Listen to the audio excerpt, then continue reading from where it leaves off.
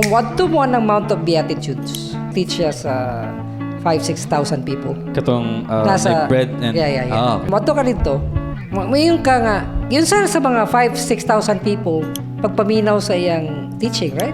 May microphone, wala, right? yeah.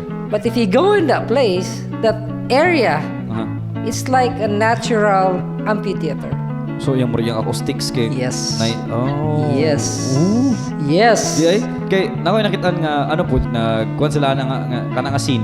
Ang ila pong gibot ato, storya si Rabbi na pwede mo repeat yung mga apostles. Pero katong Yes. So seeing that, kaingon jud ka nga sakto jud sulod sa Biblia. Or wadto ka sa Capernaum, makita to nimong synagogue nga sa layer nga at the time of Yeshua. Okay, so Yeshua went here.